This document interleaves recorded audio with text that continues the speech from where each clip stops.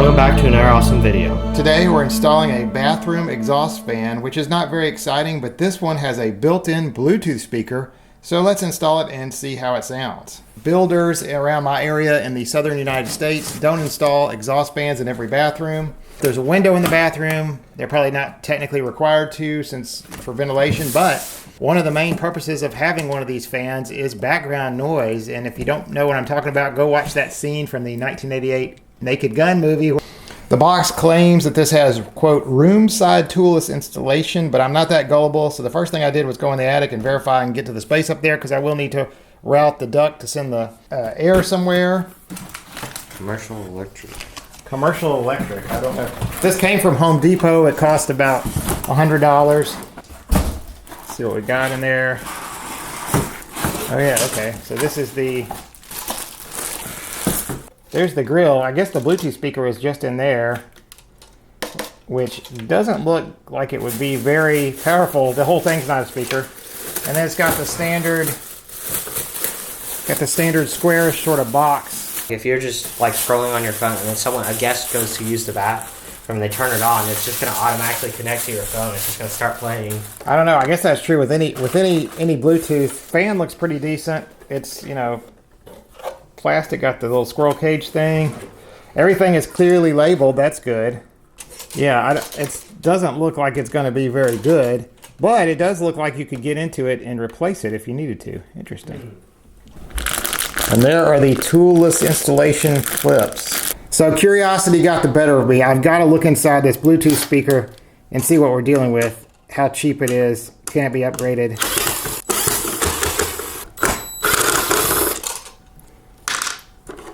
So yeah, there's the speaker. It's got a little rubber surround on it. Yeah, just a standard board kind of deal. There's the board. Just your standard Bluetooth gizmo. Yeah, I don't know. Maybe you could upgrade the speaker or the amp. We'll see what it sounds like when we put it back together. This is very easy to remove, those LED lights. So what I've got up there, I've got the ceiling joists are going this way, so I can actually nail to that one or that one. I have to enlarge the hole and make it a square so that this thing fits up in there. This does come with tabs to nail to the ceiling joist, which I'll probably do because I can access all that in the attic.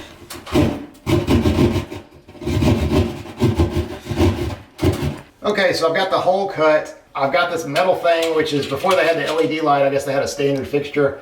I gotta go yank that out of the wall, and then I'll be ready to set the fan in the square. And I haven't done anything with, this is the LED light driver. I'll have to disconnect this and turn off the breaker and connect that into the new fan.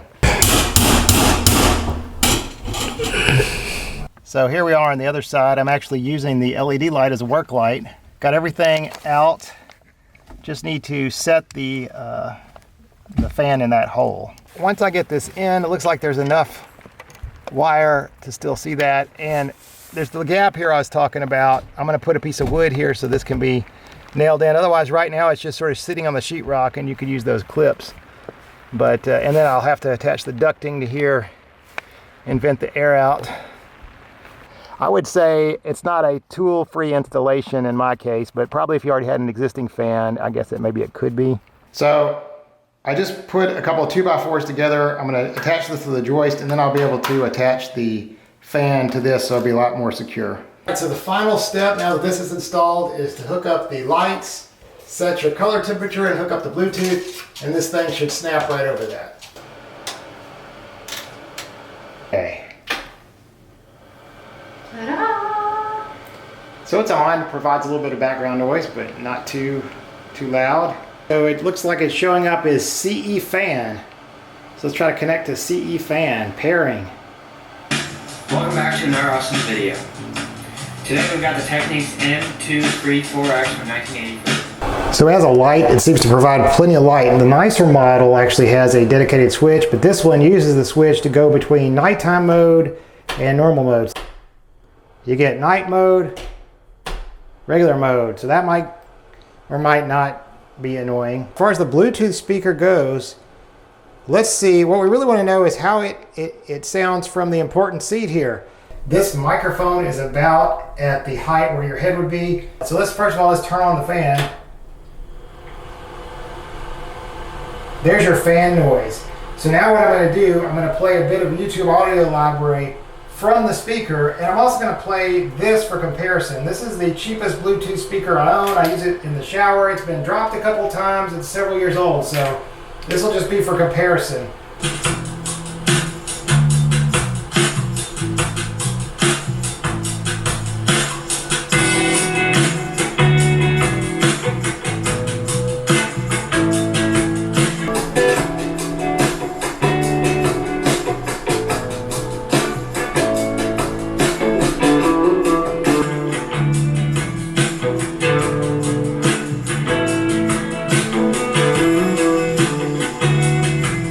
So this is not really a fair comparison, but this is a Sony iPod dock Bluetooth, just for comparison.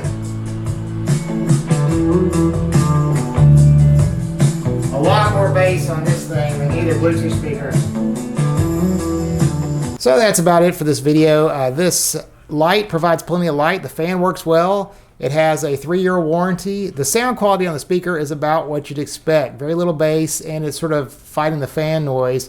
But if you need to listen to a podcast, it's better than a phone speaker, wouldn't you say? Yes. Yeah, and it gets loud enough to listen to even outside the toilet room, so you could hear it in the tub or at the sink. I probably wouldn't enjoy any serious music listening, but just for sort of news or whatever, it'd be fine. Let's close with a few final installation notes. One, the tool-free clips. I ended up not using those because I had the option to use wood, and I felt like that would be more sturdy, but these things I think would be fine. They look really sturdy. They just sort of clamp around the drywall. I would have liked to use these included like wire push-on connectors, but I wasn't able to because there were independent connectors for the fan and light, and I needed to tie them together because I only have one switch. So I ended up just using wire nuts on that. And I was a little concerned about the night light mode at first, but it seems there is a timeout. It does not always alternate between night mode and normal mode every time you flip the switch. If you wait a few seconds, the light will be consistent and always start in normal mode, which is the way I want it. This model was $100.